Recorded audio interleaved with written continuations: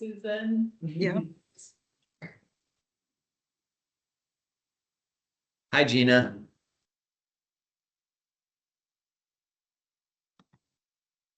Hi, sorry I'm late. No worries. We've been messing around with audio visual stuff. And so Jay just hit start recording and we are ready to be kicked off. Okay, great. Welcome and introductions. Right. And I'm really sorry, but I need a reminder if, as the chair, I'm supposed to say something official to get started. I think you just call us to order. Okay. I call this meeting to order. Perfect. And then welcome and introductions is the next thing on the agenda. So you want to lead us through that? Yes, I do. And I'm just toggling to the agenda. Okay. So, morning, everybody. I will gladly have everyone introduce themselves. And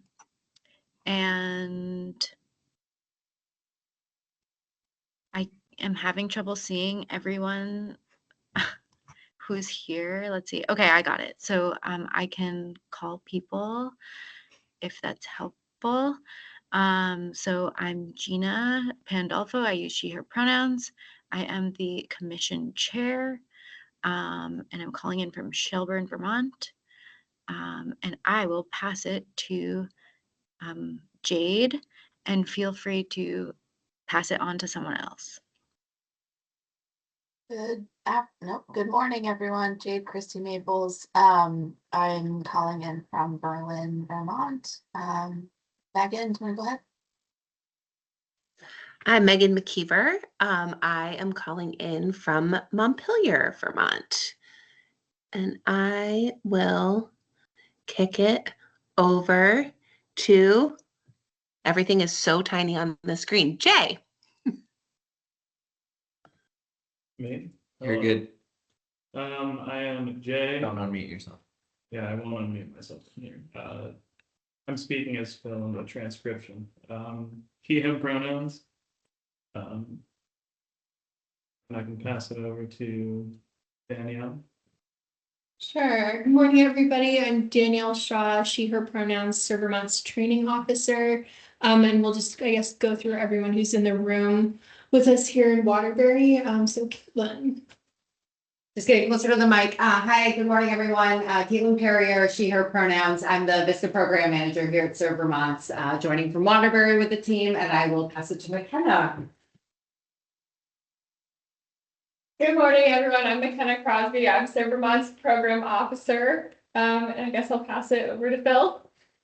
Hi, everybody. Phil Coling, Executive Director of SerVermont. Thank you, everybody, for your flexibility with this special audio setup that doesn't give us the room. Great to be here. I will pass it to Kaylee. Thanks, Phil. Hi, everybody. My name's Kaylee. I'm on the SerVermont board. I live in Harbeck, Vermont. There aren't that many of us left. I can't see a lot. Rich, have you gone already? I have not. Good morning, everyone. Well, there you go. Yeah. Rich Cogliano, Commissioner, and I'm in Dummerston.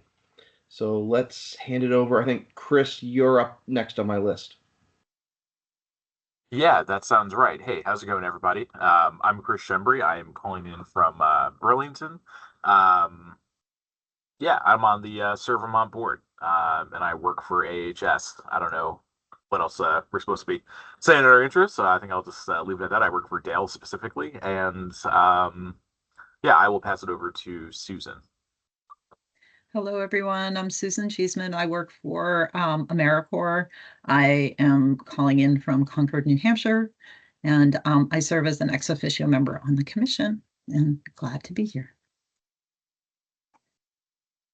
Thanks, everybody. Is anyone left to go? I think we're all set. And so now we need to move to approving the minutes from December's meeting. So is there a motion to approve the minutes? And I actually have a couple edits. So I don't know if we want to do those before. Yeah, before. Edit 1 is my apologies to Jade. I butchered the spelling of the Christie and Christie Maples, and Jade requested that be edited, which is totally what needs to happen. And then Danielle reminded me that our last meeting was during the conference and she didn't make it into that, and I had her on the attendees list. So Danielle would like to be removed. And then I don't even know if it needs to happen, but we can say it. I used the template for these, and the whole second page is from a previous meeting. And so in the final version, that will not appear. Those would be the changes that would be made to what was presented. Unless Thank there's you. anything else. Good catches. So with that said, related to, yep, I see Rich. Yep. I'd like to make a motion that we approve the minutes as corrected. I can second that. Thank you.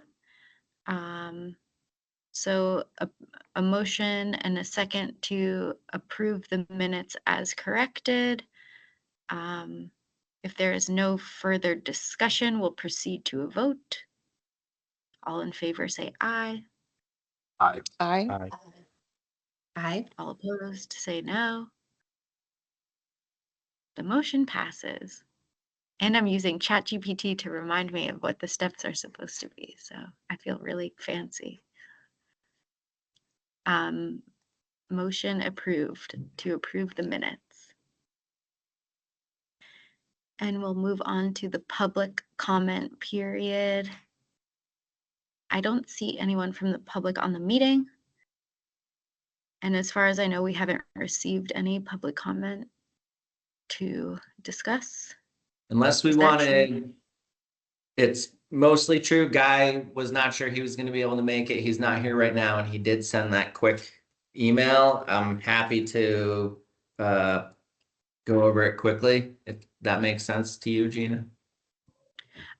If you want to do it that way, that's fine. Also, I think some of his points were related to certain agenda items. So whatever you prefer works well for me. Maybe just sharing it now so we have that background. Sure. Yeah. So Guy sent an email to everybody on the board. He says, I already let you know that my schedule may only allow me to check in briefly, but I want to comment on a couple of things. First, thank you for sharing the Ask Follow-Up report. I think it reflects a couple of things. Yes, we have some work to do, but it's partly because we've been short-staffed. Now that we are fully staffed, I think we can begin to address the opportunities, although I'd be careful about that term because this administration does not use that term. The strengthening of the commission and commissioners is a must, especially during this time of uncertainty. The focus must be education and pushback, and we can help with that. Clearly, your affiliation with the administration is a strength, and while this has been a topic of discussion over the years, I think the current situation has put us in a position of strength on many fronts. The state plan, referring to the state service plan, needs an update, and it probably should reflect the reality of possible decreased funding. You are not going to like hearing this, but I have been a longtime advocate for recognition, and now is the time for that on many fronts. How we do that can take different paths. Obviously, we are no different than any other federal funding stream. We need to plan accordingly while our numbers are not large and be ready for any quick strikes. I will try to get online, but he needs to work, and that's his 1 cent. He appreciates the work that we have done in this environment and isn't sure he could have sustained the strength. And we've worked hard to get where we are and to get staffed up, and that wasn't easy. That's the end. Okay, thanks, Phil. I think we can move on to the numbers we need to know about section of the meeting. And that's you again, Phil. Thanks. Or maybe somebody else. Oh, I'm not sure. great. Look at that. That's not ideal. Why did that happen? Can you see that whole slide, or is it cut off? It is cut off, Oh, lovely. but sometimes just a little control minus can help that. Control minus. What On happened the there? tab that's presenting. Although it didn't seem to work. Oh my gosh. If this room just worked, that would be easier. Why is that like that? Okay, hold on. Oh, No worries. I don't know why that's happening. There, this is not the way you want to see it. What? Why is that like that? They'll just try sharing without being in presenting mode. See if that works better. Oh, right, because you're still seeing that. Whoa. Let's get rid of that. That's what I was doing, but I'm still in presenting mode here. Share this window. Boom. Boom. No, what do you even see? I see nothing. I mean, I see Sweet. no screen sharing.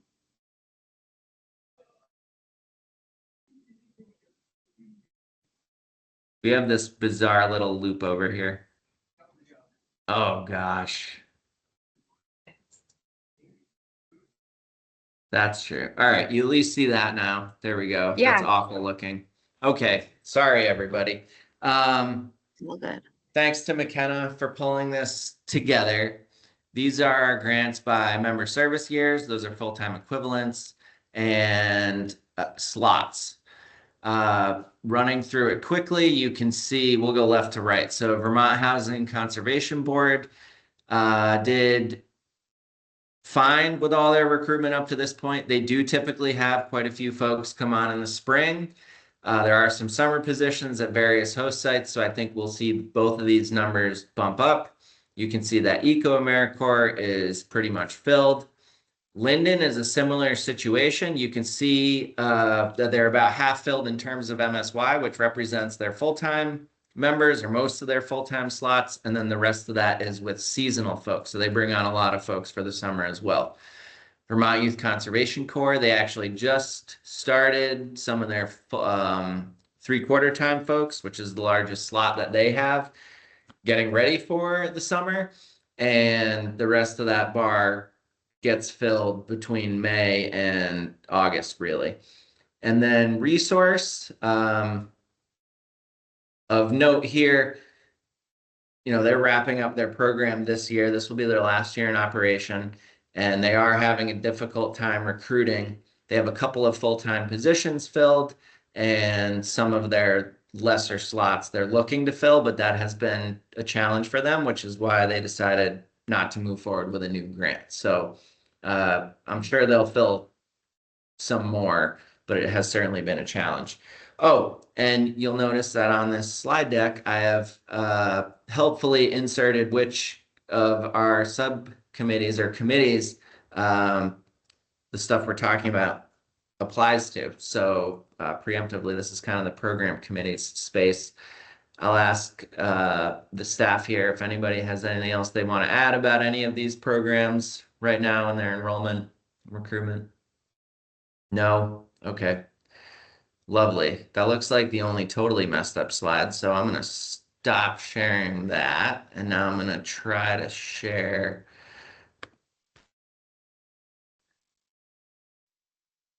Did this work? Worked. Nope. Yep. Weird. Why is that doing that? Okay. Oh, we're back at the beginning. Fast forward. Sorry. Okay. The second part, talking about our funding. So here is what we have recently learned we have. So we just received our allocations for the Commission Support Grant and the Commission Investment Fund. The Vista figure is an assumption based on our current grant and knowing that we would like to continue that program. AmeriCorps state formula is also an assumption, or I guess I'm calling them anticipated, which is maybe more appropriate. And then the AmeriCorps state competition, that figure is for ECO and their continuation competitive grant. Again, that's anticipated. We haven't been awarded that.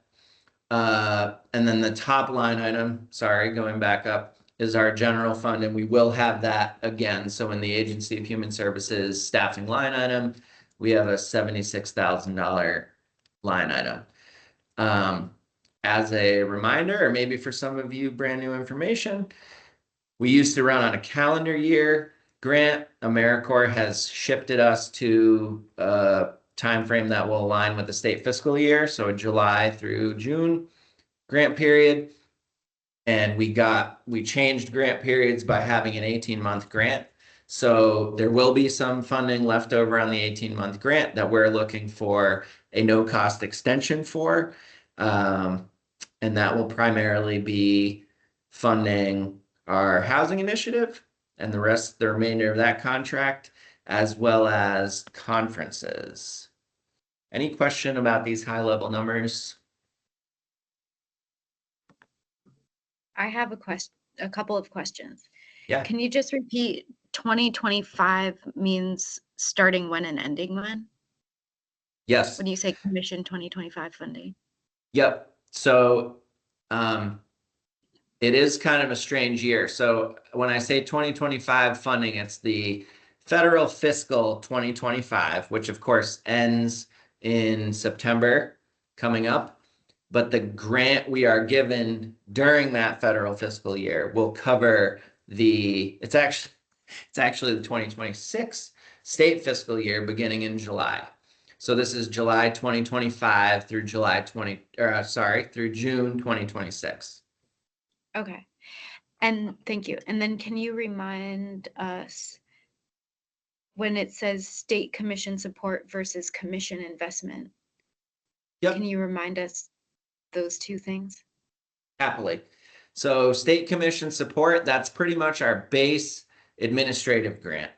That is, Susan, you would know better than I do, but that is kind of the core grant that we've received forever. It's a formula allocation. We receive the small state minimum.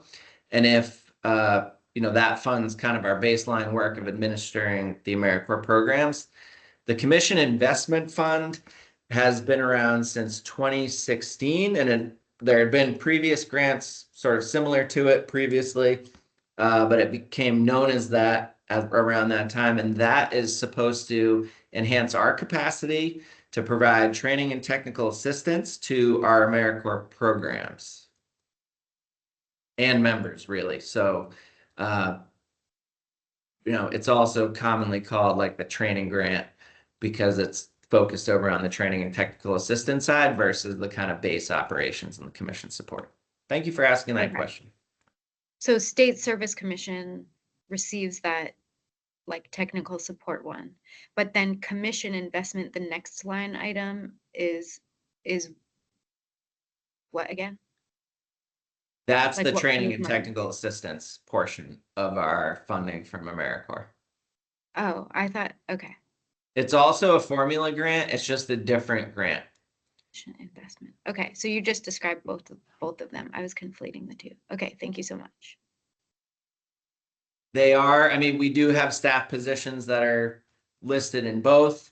So to make a more simple distinction with less information, commission support grants are baseline admin funding, and then commission investment fund or TTA grants are to enhance our capacity, to enhance our program capacity, basically. Thank you. And the two notes here are just not all of these grants have the same year. So the Vista grant runs, what is it going to run? June, mid-June to mid-June. Yeah. And then the AmeriCorps State Competitive Grant, those programs will start in August, but this is just a simplified version of what we can expect in the next year block for each of these grants. And then just one more note, we'll touch on it, but the ECO program, which is a continuation, The number I presented, the 489,738, is what they have been receiving. And typically that's sort of what we can expect they will receive. They did increase their request in their application, and I would not anticipate receiving that. So they did request over $600,000, and that's nothing they're guaranteed to get. They're not going to get it if they don't ask for it, but historically they won't get it anyway. Going on to the next slide, just a few things to highlight. The VISTA margins, the margins on the VISTA program are very slim using some anticipated numbers. I've already let Susan and our portfolio manager Lee know this. But if we were to receive fewer than 14 member slots or a smaller grant than $75,000, it would become really difficult to financially sustain that program. Even so, with these numbers, we would still be looking to each of our host sites. So 14 host sites would each have to pitch basically at least $8,000 in for the program to even break even. It's certainly a program with an economy of scale. So at various points in time, like heading into the pandemic, we had 28 slots. And so we didn't always fill every one of those, but we would fill a much larger chunk. And so sort of spreading the cost out among host sites worked a little bit better than it will right now. So Caitlin and I have been crunching numbers and talking to the business office, and we'll be talking to Lee and Susan, but that's just a heads up. That program brings an immense amount of value into Vermont and into the Agency of Human Services. So we love it, but it's financially challenging right now. On the commission grants, so the commission support grant and the commission investment fund, we're basically back to pre-pandemic levels of funding. And after salaries and benefits and we take care of staff, there's about $60,000 for other activities, including everything. We have some baseline activities like our ask dues, our time tracking system, and then that also covers whatever trainings and conferences we're offering. Given that we are still at the tail end of our old commission support grants, and we can get a no-cost extension to move those activities along,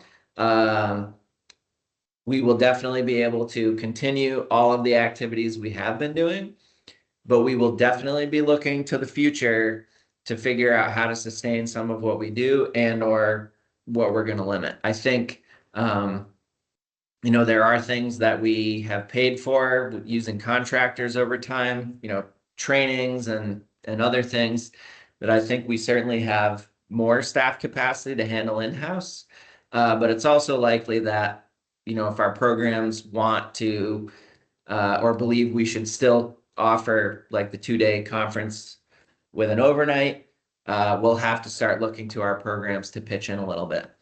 The other thing that becomes very difficult to fund long-term without some contribution from our programs and or the AmeriCorps members living there is the housing piece. So we're doing that as a pilot right now and fully funding it. And we'll talk a little bit more about that. But if that's something we want to continue, that's something we'll have to find money for outside of our typical budgets. That's all I have to say about that. Any questions?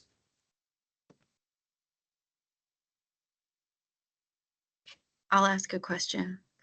I know that the VISTA budget isn't as much the purview of the commission or the SerVermont Commission, not the State Service Commission, but either way, I'll ask a question about it. You mentioned that programs will have to chip in around 8,000, which is maybe more than they've typically been asked. But arguably that's still like a bargain, right? So is there such thing like if we're in a pinch to ask programs to chip in more, like 9 or 10, or is there like a specific limit that's kind of required? It's a great question. There's no specific limit for basically ever. the whole time our program has existed, the cost sharing structure.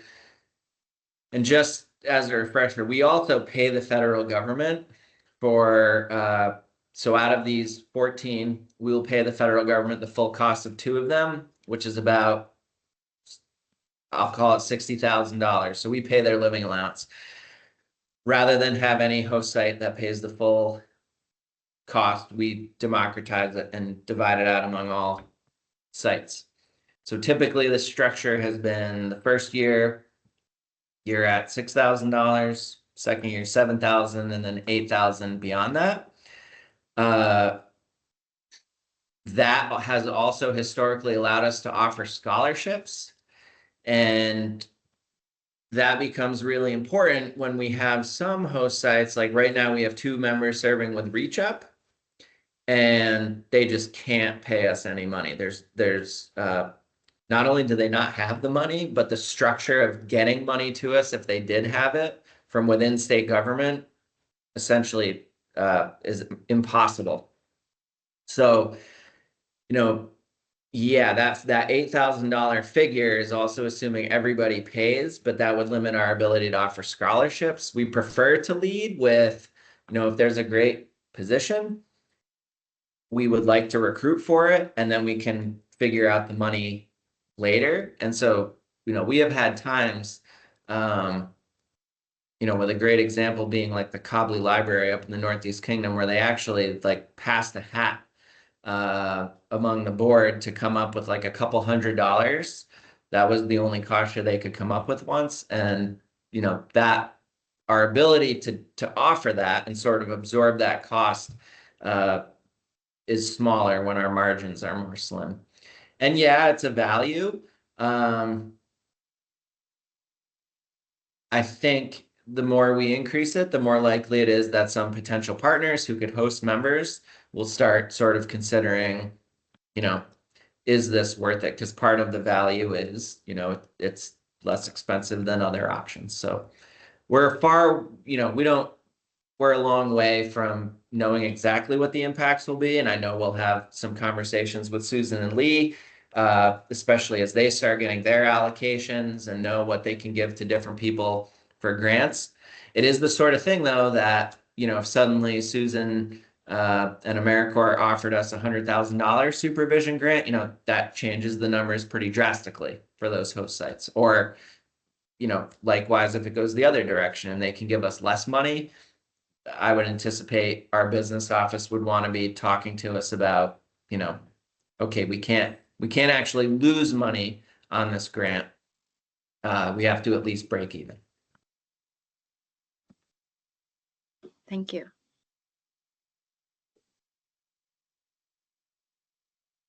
Other questions?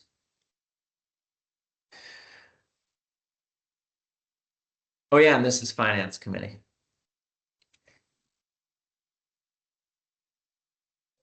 Okay, moving on to updates and discussions about partners, programs, and members. Thanks, Gina. Most of this can be quick. So I wanted to loop back. I think we told you all this in December. Look at this great photo of us. This is us and the Ask Accelerator team. And if I may be obliged, right in the middle there in the white shirt is Judy Morse, who's not on our SerVermont team, but is a key player in our business office in terms of grants and such.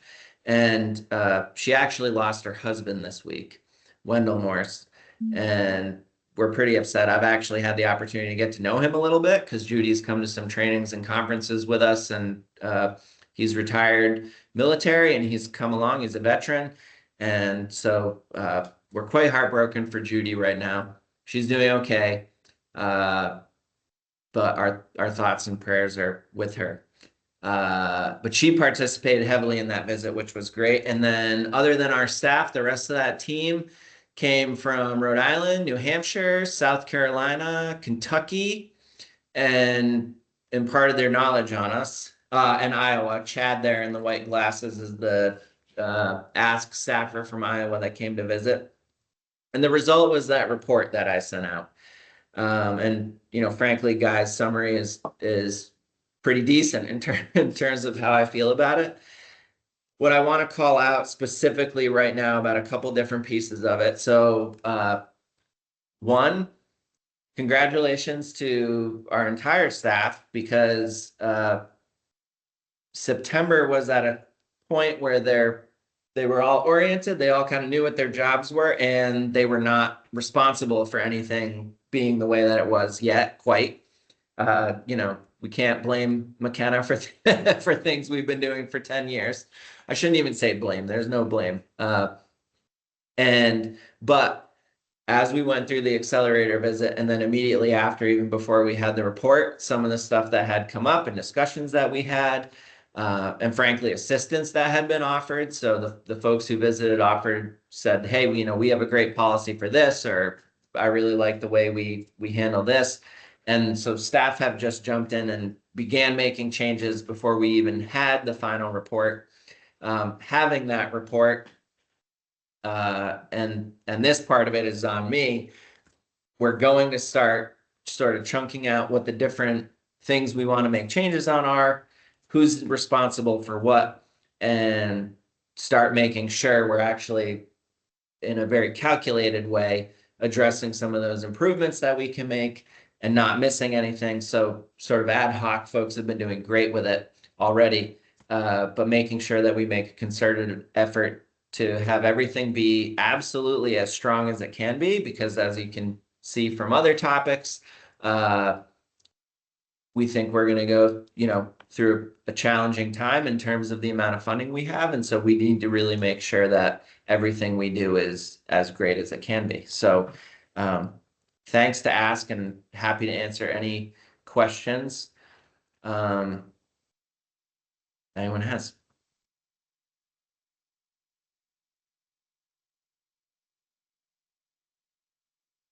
Hearing none, wanted to touch on housing for a minute. And I wish I had more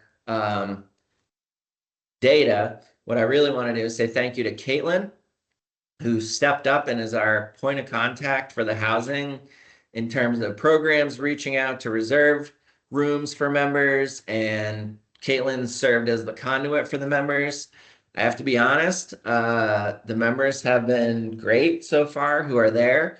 They appreciate the opportunity.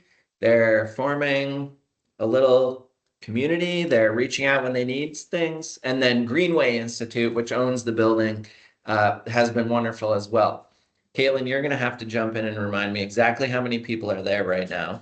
As of May 1st, we'll have 15 member residents, I'm calling them, out of 25 rooms that we've got. So yeah, 15 is what we're looking at. And then naturally programs we'll have members exiting service in August. And I anticipate as recruitment picks up for 25, 26, we'll be able to keep building. Yeah, and in terms of one other little data point for the pilot, so this hasn't completely worked itself out yet, but we had 4 members who were renting an apartment in Montpelier, $3,200 a month, so $800 a piece, and they were going to try to get out of their lease and all move in here for the whopping cost of $0 to them right now. But as you can see, at $800 a month for a 4-person apartment or per member, our costs are significantly lower. It's about $400 a month. And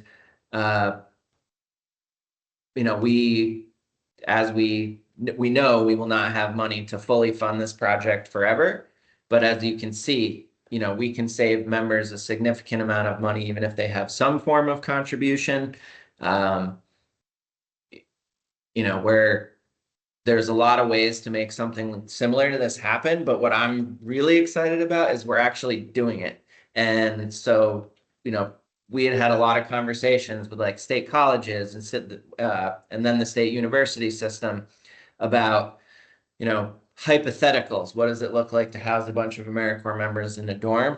And now we're actually able to say, we do it, and this is what it looks like, and this is how it works. So kudos to the whole team, really, because everybody on our team was involved in developing some policies and procedures and thinking about things. And extra kudos to Caitlin for really being willing to take on this sort of interesting, unique, innovative project that we're now in the middle of. So all exciting stuff on that front. Any questions or thoughts anybody wants to share?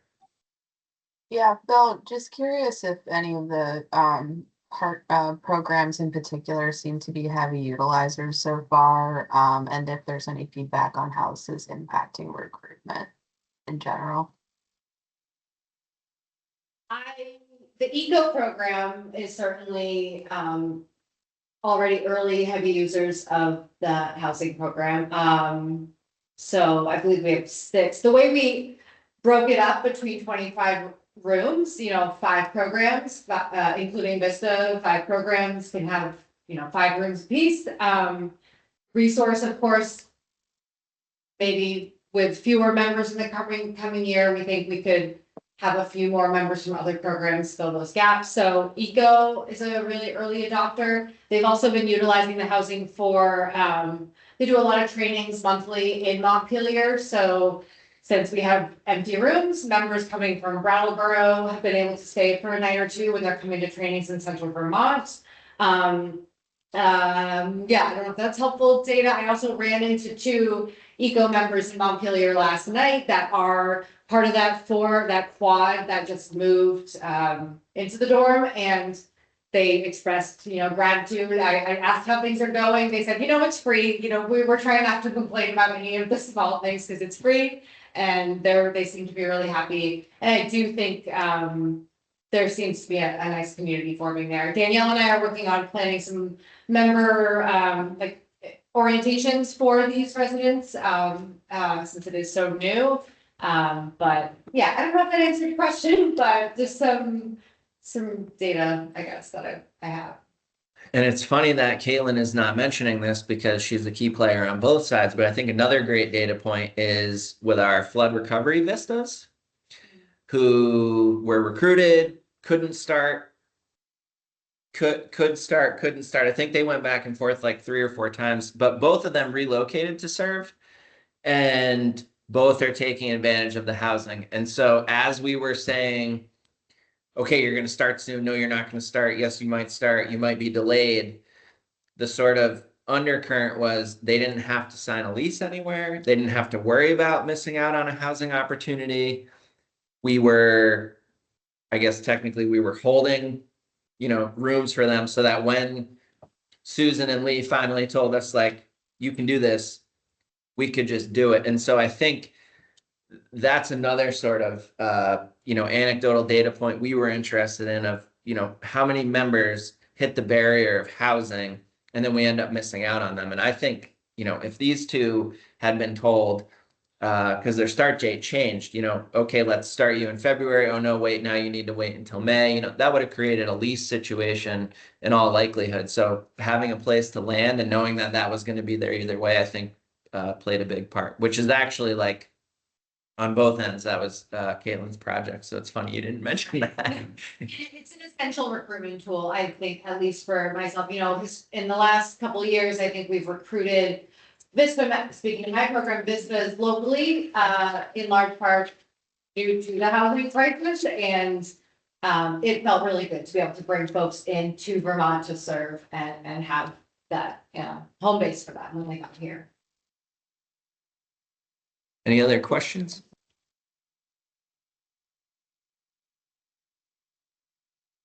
Yeah, and I guess the last thought on housing is just sometimes we get caught up in things like, editing all of our grants for executive orders and remembering that we've been talking about trying to provide housing to members for a long time. I think conceptually it's been batted around longer than I've been here.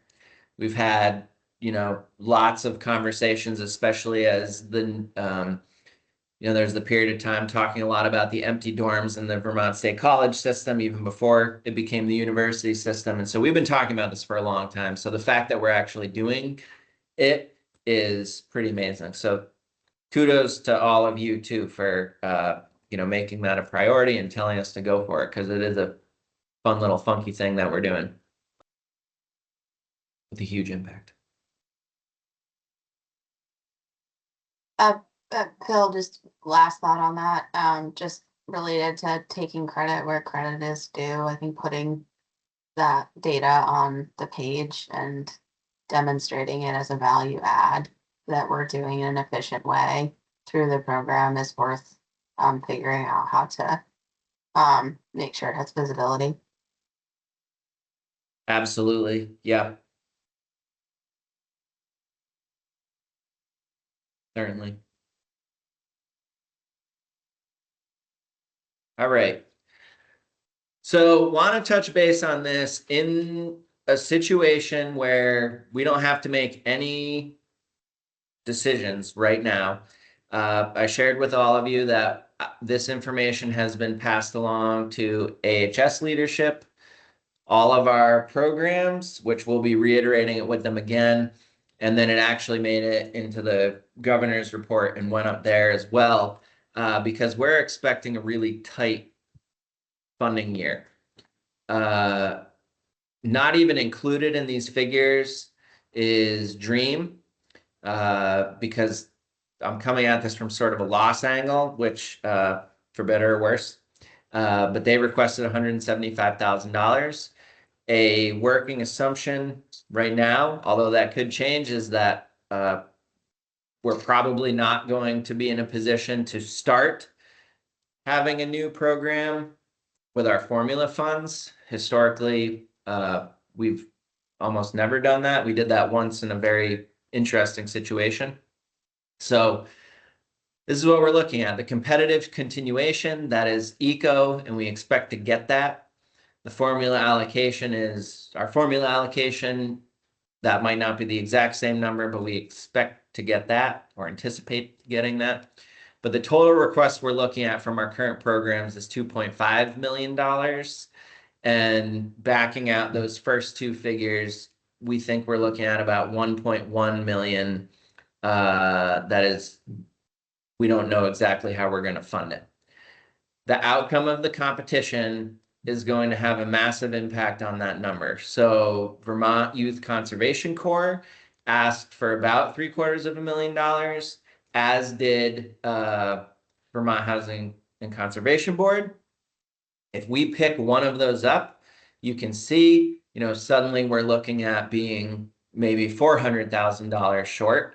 And historically, in any given year, we've been able to, find ways to mitigate pretty substantial shortages of funding, but never $1.1 million. $1.1 million means, unless we are really surprised in the competition, which we've been told not to expect, I think we will be making tough funding decisions come May, and that meeting that's already on the calendar. To show just a couple of things, and this is kind of this is a good thing overall. That creates some challenges in terms of funding our programs at current levels. This is actually a slightly old graphic, but I liked it, related to Vista, but the same applies to our AmeriCorps state programs. The living allowance has been going up pretty significantly, and the overall funding for AmeriCorps is not. We have multiple programs that have a $30,000 living allowance. The goal of AmeriCorps was to get folks to a $12 an hour equivalent, and I think we should be grateful that members have more money to survive while they're serving. But the rescue plan funding, has run out. That was definitely subsidized in the increase to the living allowance. And so it's about a 30% reduction in the number of member service years AmeriCorps expects to be granting this year through the competition. So, that's not small. If you think 30% and you look at us having two big recompetes, one of them probably falls, we don't receive one of them just based upon that figure alone. That being said, we have great programs with strong applications. If we are pleasantly surprised, the challenge we'll be dealing with in that May meeting is what to do with our formula money, which we've done that too some years. But just be prepared to be in a tough position come May. Moving on to this funding chart, which I hope you can all see. This is what everybody requested from us originally. Remember too, that once we know the results of the competition, we do have the ability to loop back to folks and to see, do they have some natural breaks? And, we're hearing already, like I know there's some host sites within the Vermont Housing Conservation Board program that are really challenged by some of the executive orders and in terms of what they do with their work. And so in some of those cases, it may be a good opportunity for them to take a break from hosting a member for a year and then come back to it when they can. And the last little piece here is workforce development. So actually today, I think the press release is going out about the new Workforce Development Board, which is actually a slot there for a service program. And so I'm filling that slot. And this is a space where there's a lot of talk right now within AmeriCorps about AmeriCorps as a workforce development program, both to address current needs and to address future needs. So things like credentialing and certifications that people can obtain while they're serving in AmeriCorps, that then when they're done, they can move right into the workforce. This is a space we need to be thinking about. I know that at various times, AmeriCorps can be viewed more as a feel-good service program, and at other times it can be viewed as a catalyst for workforce development, and we're definitely in the workforce development space. So thinking a little bit about like some reality and some recommendations to just keep in our mind as we're heading into the unknown is we're going to have fewer members. I think that's virtually unavoidable. If it's not, we will be pleasantly surprised and we will happily support all of our programs. It's important to maintain the benefits. Our programs provide high quality training. That makes sense in a workforce sense and in a running high quality program sense. The living allowance can't get too much lower than where it is. That is something that can be, we can play with that number a little bit, but it's not cheap to live. And then, making sure that what we can't offer in one sense, we're trying to make up for. So, I think it's actually cheaper to offer housing to members and kind of a, bulk discount rate than it would be to give every member enough money in their living allowance to afford the rents that are expected to them in the traditional housing market. This has been something folks have been talking about across the country at different commissions, but if you lose a program or if we really don't have money to fund a program at all and that program goes away, it's going to be gone probably forever, at least for a long time. It's a lot easier to scale programs up and down a little bit, keep them alive, but with some small baseline number of members than to bring anything back that goes away.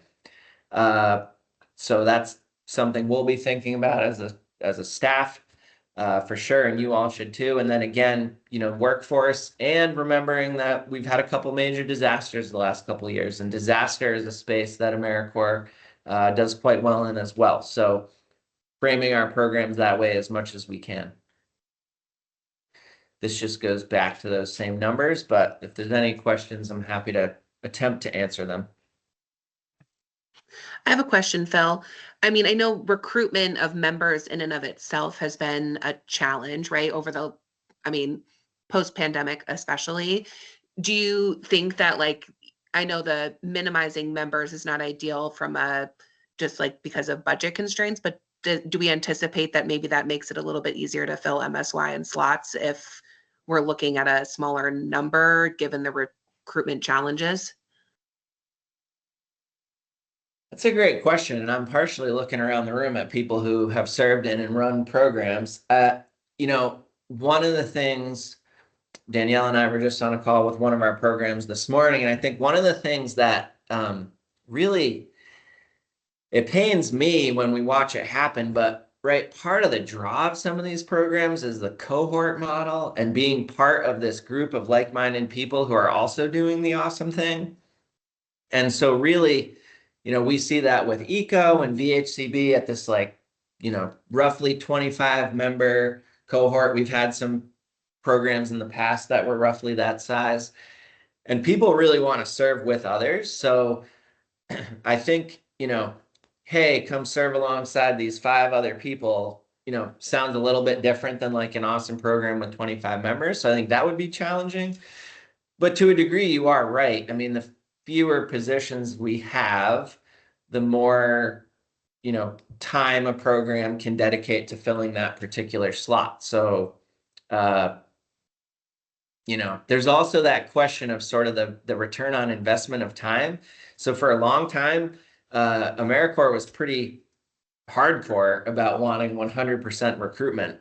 And what we have found, you nailed it, Megan, like since the pandemic, is sometimes filling that last slot creates more challenges than it's worth. So it's we actually will say to programs now, worry about filling that last slot for the sake of filling it less, and worry more about the quality of the experience you're offering, the folks you're bringing into your program, and making sure that AmeriCorps is a good fit with them. So, we'll see. I think, we have some questions about recruitment in terms of who is going to be interested in serving in AmeriCorps under the current political environment. That shifts depending on who is in office down in Washington, D.C. We do see a shift in recruitment and who wants to serve in our programs and why they want to serve in our programs. Sometimes they just say, I want to come to Vermont, period. It seems awesome up there. Sometimes it's, I'm seeing what's happening in the world and I want to serve. So we'll see. I don't know if any of us have an answer, but I know that we've never had a year where the folks serving in AmeriCorps are not some of the most awesome people I encounter. So, I'm hoping that even if we have smaller numbers, those numbers will be awesome. Like the people in those positions will be awesome. Keep in mind, we always have fewer members than other states. And when I tell executive directors in other states that, I get to meet every member every year, and we actually know some members by name. And, if a member opts into a couple trainings that we put on that they don't have to go to and they show up and talk to us, like the whole staff ends up knowing them. And so, we have that sort of direct connection in a way that not everybody can have. And I think that creates a lot in terms of community and value for both us. I mean, I would not do this if it was not for the members. And I think we can get a lot of inspiration out of that. And hopefully they do too. We've also, this is slightly stretching the topic at hand, but just this week, the Vistas were in a conflict resolution training and our whole staff attended. And it was just nice to be near some members. So I hope, you asked about recruitment and I took a little bit of liberty there to go broader, but I think recruitment has been challenging. And if we can focus on filling fewer positions, I think there is some benefit there. And then I do worry about what that means for everything else. Thanks, that makes sense.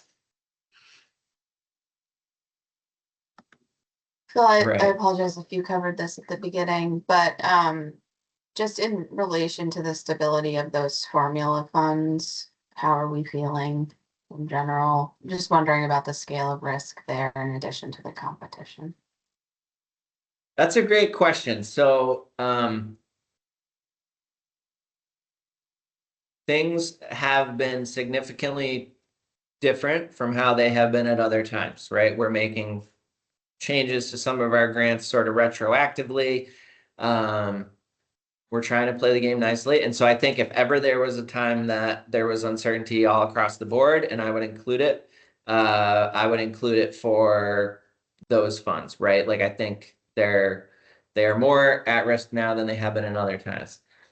Because we have a continuing resolution and because of how those allocations happen, I think they are some of the most secure funds and the most likely for us to receive. So, we will receive certainly something in formula funding. Maybe it isn't $900,000, but it was actually a little over $900,000 with the same allocation last year. So we shouldn't count it before we're given our allocation, but we should certainly end up with something. And I guess what I would say too is if there was some scenario where we were being told there was no formula allocation, I think state service commissions would work with AmeriCorps to remedy that situation because it should happen given the structure of AmeriCorps. And Susan, I don't know if you can share any thoughts on that from what you're hearing, but I'll ask. Yeah, no, nothing to add. It's a great question though, Jade. All right. All right, thanks for the great questions. Planning and visioning for the future. So we're not going to dig in super hard here, but kind of wanted to set the stage for where I'll say need to head.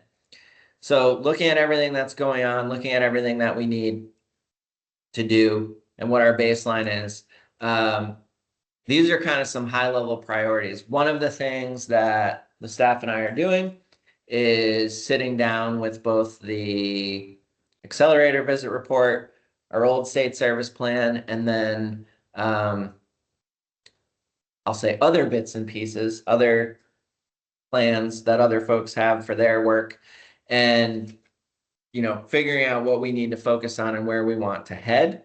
But at like a high level in terms of buckets, it's really about leaning into this opportunity of having this great staff on board, having this report that gives us some direction, and knowing the environment we're in to get everything taken care of like right now so that we are strong and we can stay strong. Making some investments in the critical. So McKenna and Danielle have been working hard on a program director's manual, which has been especially with some of the policy changes at AmeriCorps, it's been elusive to be able to nail down a program director's manual, but we have the skills and the interest on staff as well as the talent to take care of that. And then really, when I say commission rebuild, that's focused on the actual board itself. So getting up to 15 appointed members, making sure we have the required slots filled, and we're finally in a position to do that. We were about to be in a position to do that as we kind of got out of the critical COVID moments, and then 2 summers of flooding did not assist. That was one of the things that fell off the back of the stove, not just on the back burner. And now we're going to put it right on the front burner and take care of it. And so that's really where I kind of want to focus this next little bit of time while we have all of you. And one way we can do that is really through committee work. We've never had super strong committees. I shouldn't say never. As an example, like the program committee, there have been times when a program committee did get heavily involved in the competition and work closely with staff, and I actually think that worked great. And then there have been times that fell away. And I want to say, with the program committee, like COVID was a period of time where, things happened in May and then suddenly we had to be making grants. And I know that the program committee did not meet. So this is what we're kind of looking at as committee structure. The 3 starred asterisk committees, the finance, the program, and the communications, are actually in our bylaws as being required. Public policy is something we have not had, but could. And then nominating is mentioned in terms of having a nominating committee as needed, which I would actually argue that we need a nominating committee. However, all of this stems from the executive committee and having a chair and all the slots in the executive committee filled, and then those folks either establishing these committees like the nominating committee or leading their committee. In the case of the finance committee, whoever is treasurer chairs the finance committee.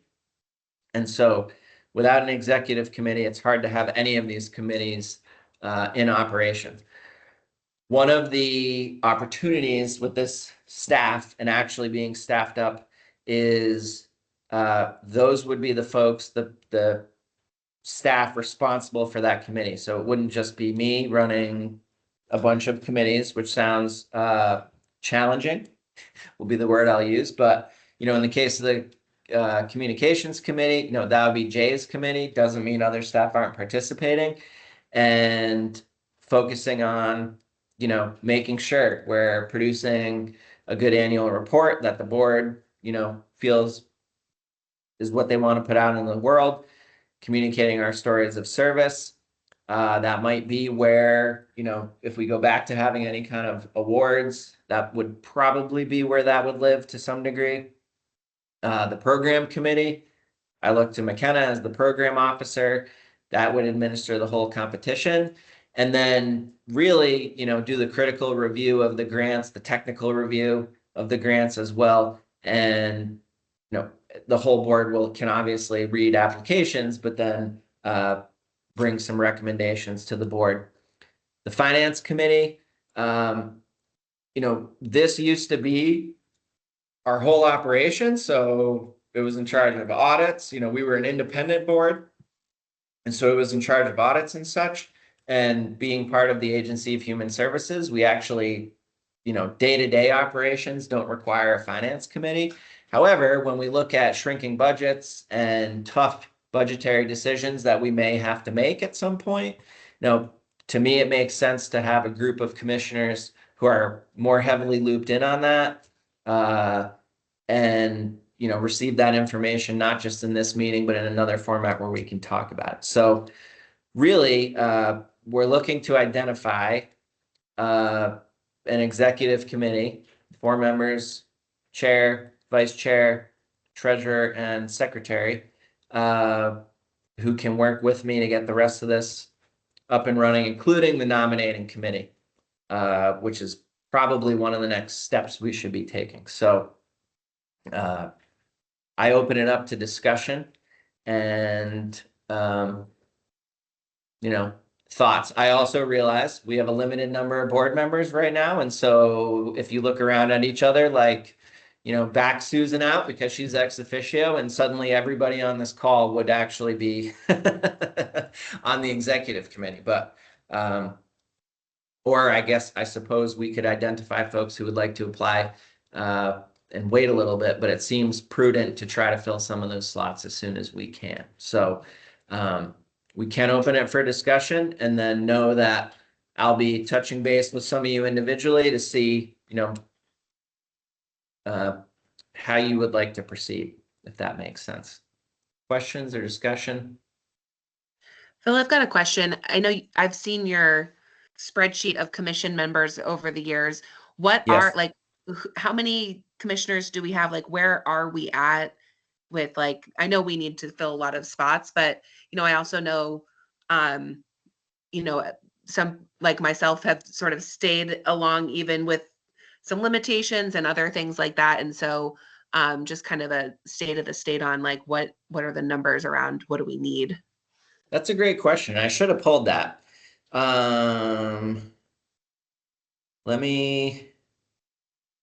So I think we have the folks on this call, and of course, Susan is a non-voting member, but we appreciate her ex officio service. So 1, 2, 3, 4, 5, 6, 7, 8, 9.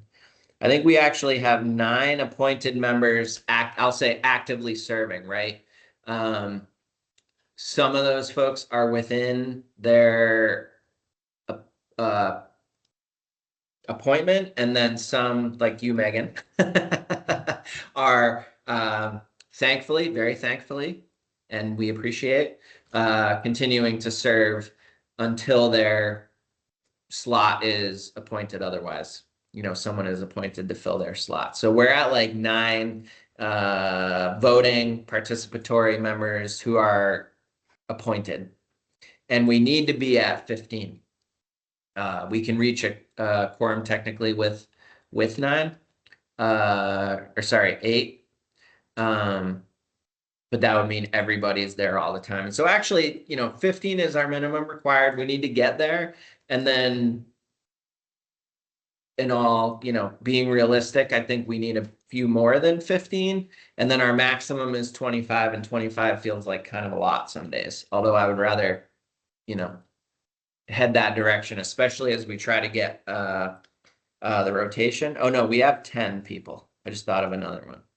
I can send out an updated spreadsheet showing who's on right now, and then what slots are filled, and then what slots we definitely need to fill, and then some other considerations. Like there's no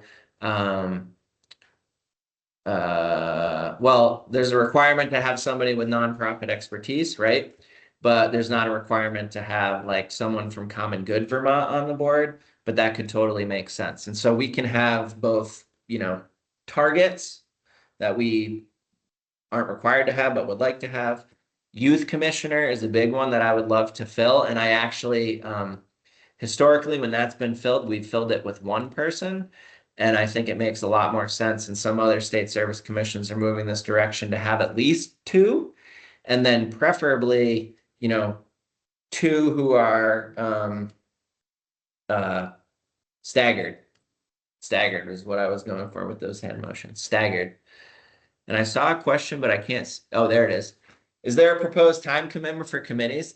That is a great question, and something that I don't want to just say because it really depends. So, for example, I would assume, I can make a couple assumptions. Like I would assume that during grant review, the program committee would be more active, like maybe even have a couple of months where they meet a couple of times for a couple of hours.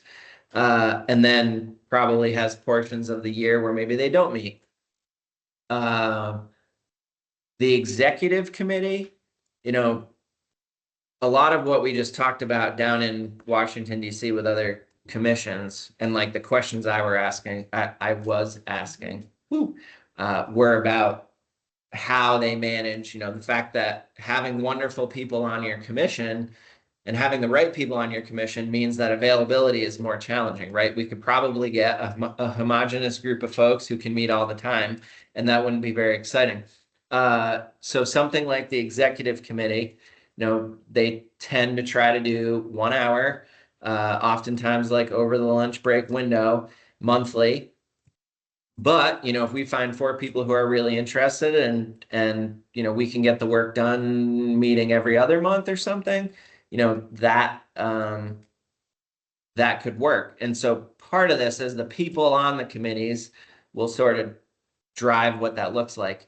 I will say, something like the communications committee, I think a lot of that can happen, asynchronously, like over email and such, and then maybe quarterly makes sense. I would love to see a world where the committees are sending reports ahead of time, ahead of commission meetings, so the whole board knows what's going on with that committee, and then that work can happen in the smaller group. So I don't want to understate how much time it might say, like capitalizing on all of your talents would help us immensely. But I also know, it's unrealistic to say we'd be meeting all the time. I saw Jade's hand. Did I see Jade's hand? Yep, you did. Just in terms of sort of playing back where we are in terms of urgency, I wonder if, or it feels like we need to like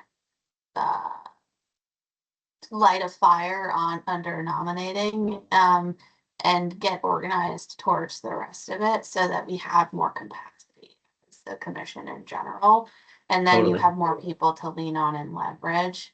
Bill, so I guess I'm wondering, like cart horse, like do we serve as a set? You tell us what you need, we go and help identify some folks to look into as a general crowdsourcing effort from a nominating perspective, and Totally. then as that gets moving, we start to figure out what the executive committee looks like that can feed into the rest. But just knowing we're thin already, sort of getting you momentum on the beefing up the team seems like how I would play it out. But that's just me. No, I think that makes sense. And what I was going to say, so Gina has been serving as our chair and Megan has been serving as our vice chair.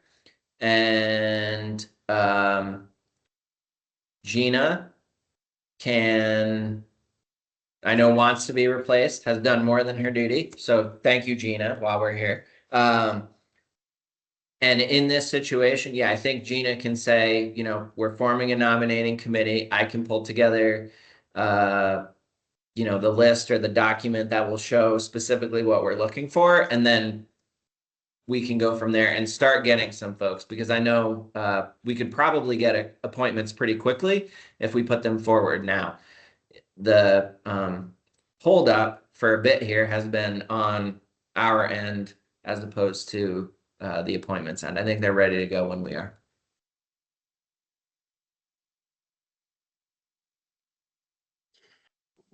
Phil, are there parameters around the youth commissioner, like age or, you know, There location? are not very much though. So I think I need to look at the law because it's actually in federal law, and I think it says, does it say 15 to 25? I need to look. I don't know why I looked at you, Caitlin. You don't need to know. I just stared at Caitlin. But I think I mean, generally, no. So like if somebody has a youth that they think would be great, that's great.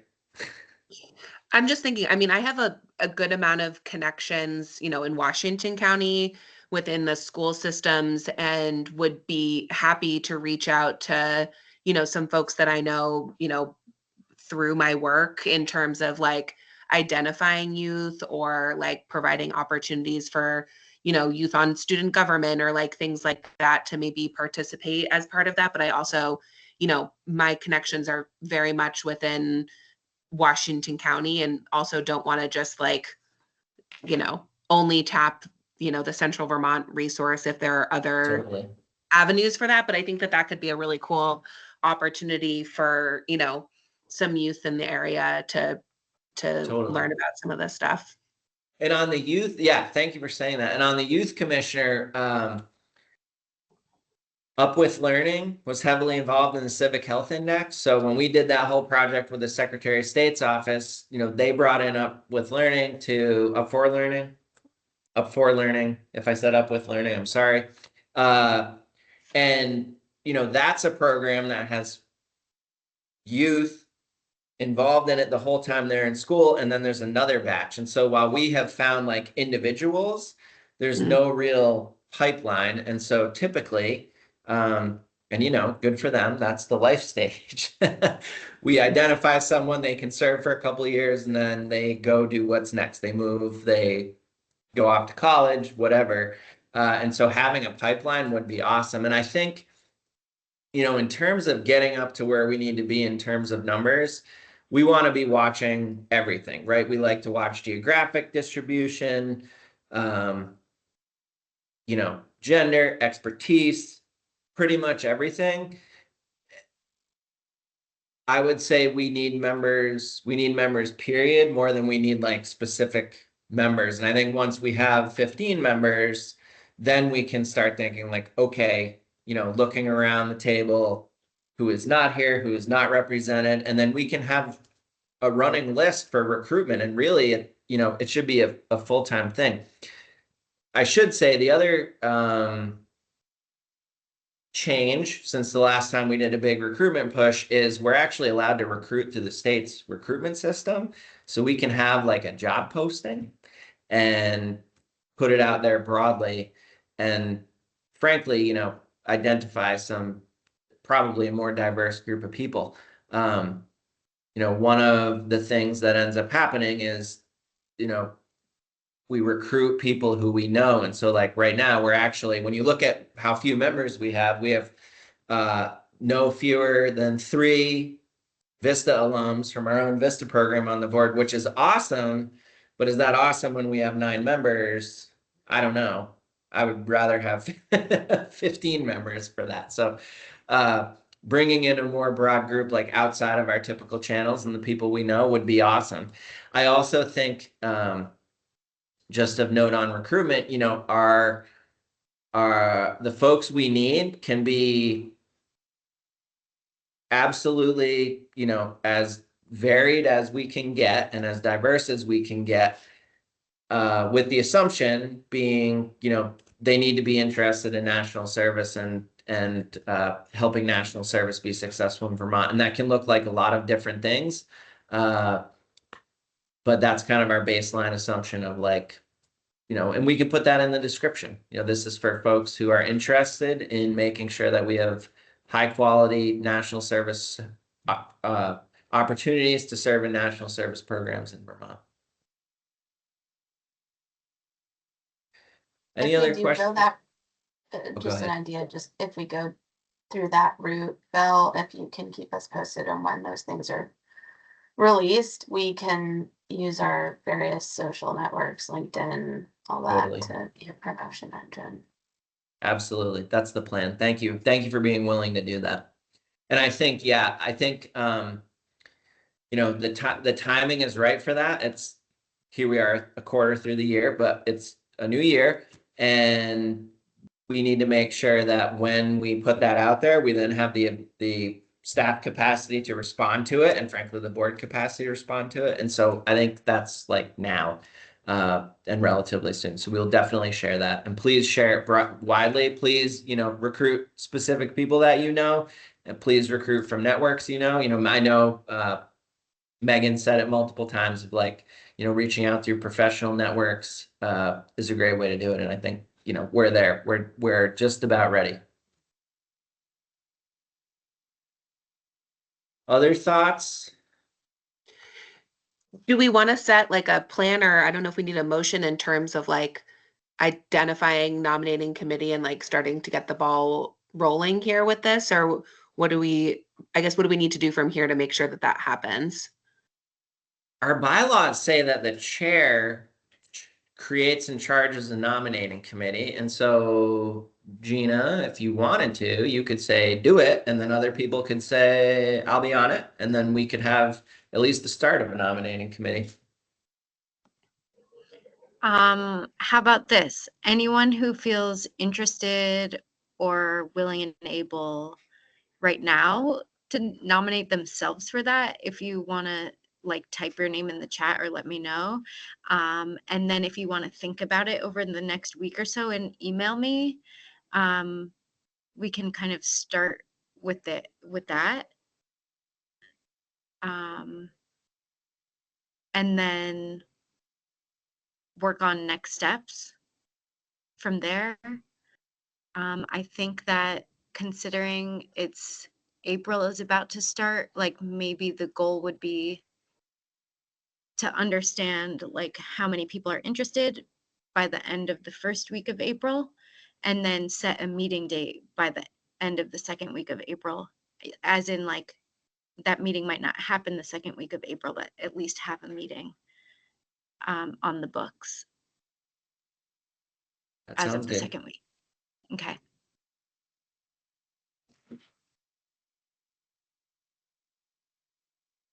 That sounds good to me. You made it. It's made. Thanks, Megan. So I had another question. Just looking at the number of committees, the ideal goal of at least 15 people, how many people per committee? And obviously not to burn people out with being on 5 different committees. Totally. Just wondering what, do we have anything spelled out in the bylaws? And if not, what do we look for a core group for each committee? Rich, if you figure that out, let me know, because I love the ideas. Other than the executive committee being defined as those 4 people, none of the committees and their sizes are defined. I would think, given the importance of the program committee, and you know, that's how most of our money goes out the door, that might be a larger one, or I might suggest we make it a larger one. And then I could honestly see like communications committee could be a few people, like a few to a handful. I think we're gonna have to create a or a position description to do the recruitment through the HR website. And so I think as a general, best practice, if everybody serves on the full board and then serves on one committee, we can kind of see where that gets us. Finance committee, that would be the treasurer, and then again, like maybe a couple additional people. And again, if someone's interested in being on 3 different committees and wants to actively participate, like that's great. If not, I think it's reasonable to expect people to serve on one. And so that would, there's a number of committees there. I would think if people take on, in some instances, or maybe I'll say most instances, it would be, if folks were on more than one committee, then the program committee would be one of the committees they're on. I think, because again, that's one that we need pretty big. And it could end up that the program committee is nearly everybody, or frankly is everybody. Historically, we do, the full board does the work of the program committee. So I know like in some state service commissions, there's a program committee, smaller number of people. They review applications, score them, bring that to the board, and then the full board, and then say, this is, our recommendation. We've typically done that for the full board, but the program committee would just be, brought in at a more detailed level. Frankly, would provide input on what should be in our RFP. If there's specific areas we want to focus the RFP, they could put that layer on. So it's not just staff deciding that. But to go back to your specific question, yeah, I would envision folks are on probably one committee. It does say that the chair is an ex officio member of every committee, which I also interpreted to mean maybe doesn't participate in all the committees all the time, because that would be a heavy lift, and it's not a paid job.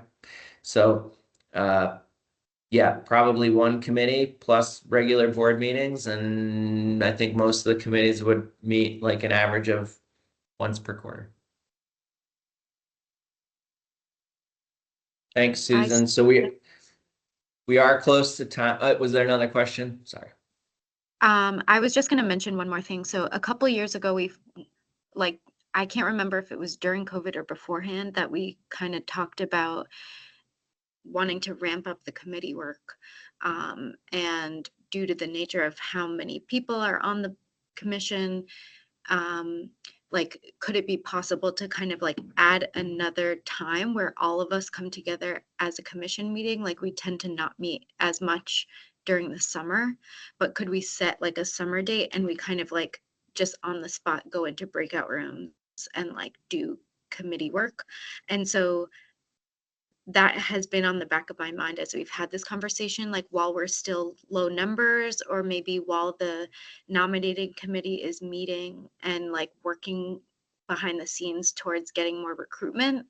If it comes the time and it's June or July and we still haven't made great progress on any of the buckets, maybe we call sort of an ad hoc committee meeting, and ask everyone to be there and kind of take some next steps together.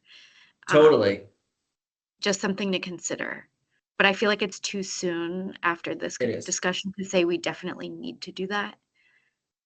It is too soon. Sure. And keep in mind, there used to be our meetings used to be quarterly, and they were 8 hours long, and there were not breakout rooms. And so we could say, twice per year we have a full day meeting and the committees do their work. And that's what being on the committee means. The structure could look very differently. Knowing we are at time. So yeah, Gina, I do like that thought. Knowing we're at time, or almost at time. Upcoming events. Our staff, along with some program staff, have a Life After AmeriCorps event coming up April 18th at the Old Labor Hall in Barrie, where members will be engaging in Life After AmeriCorps activities, which will be awesome. May 3rd is Green Up Day, which isn't anything super official for us, but we do encourage all of our AmeriCorps members to participate. May 28th is our next meeting. Have it right there, committee meetings, ... We don't know exactly, but that's going to happen. And then our June conference, which is also a ... But I think we're about to solidify that for the first week in June, second week in June. First half. First, sometime in the first half of June is where we're at right now. And those are upcoming events. And Gina, if you want to get us there, the next step is adjourning.